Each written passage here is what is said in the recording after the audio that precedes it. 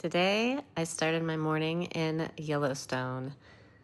And let me just say, there is something surreal about standing in 30-degree air while the earth itself is literally breathing steam. Like, you can feel the heat coming off of it. Nature said, "You're cold? Don't worry, I got you."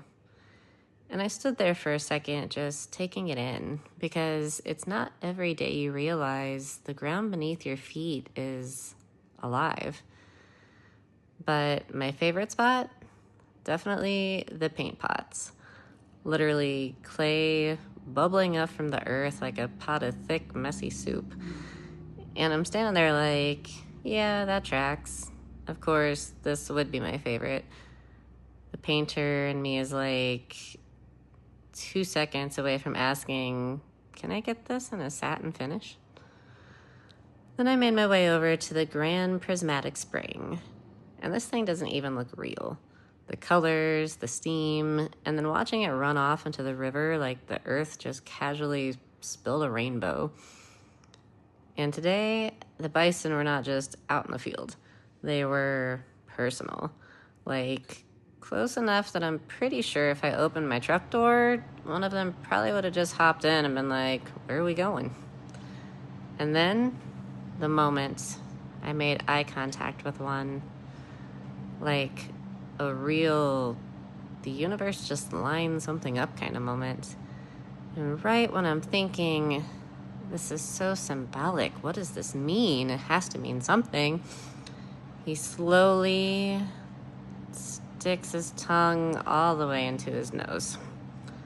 So now I'm trying to figure out, is that a sign to stay grounded? A reminder to not take life so seriously? Maybe a spiritual message about self-reflection? Or maybe it was just telling me, maybe you're not as deep as you think you are. Either way, I received it.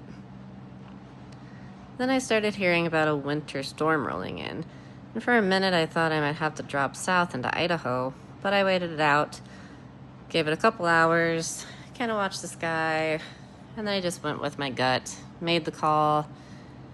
I'm still going to continue north. That first mountain pass, a little sketchy. I was gripping the wheel a little bit like, all right, this is how we grow. But once I cleared it, blue skies.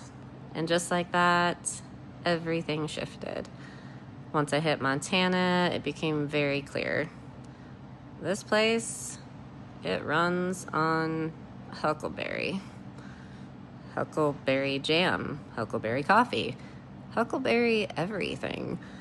So, obviously, I got some. And then I had a moment. I became a tourist. Trying on hats like I live here now. One said, "I love hot cowboys." And honestly, I didn't hate it. And the next thing I know, I'm holding Yellowstone hoodies and a stack of decals for my Jeep I probably really didn't need. But apparently, self-control did not come on this trip with me. Then somehow I ended up on a gravel road in the Glacier National Forest. No plan, no signal, just vibes. And I'm like, is this adventure or a poor decision? But then it led me to this hidden little waterfall. And in that moment, I felt like exactly where I was supposed to be. I made it into Columbia Falls, grabbed a burger, Brussels sprouts, and of course, huckleberry beer. Checked into my hotel, and guys, they had a rose folded into my toilet paper, which I didn't know I needed this, but I've decided that I absolutely do. So tonight, I'm staying here, taking it all in, and tomorrow I explore. Life, work, travel, unfiltered.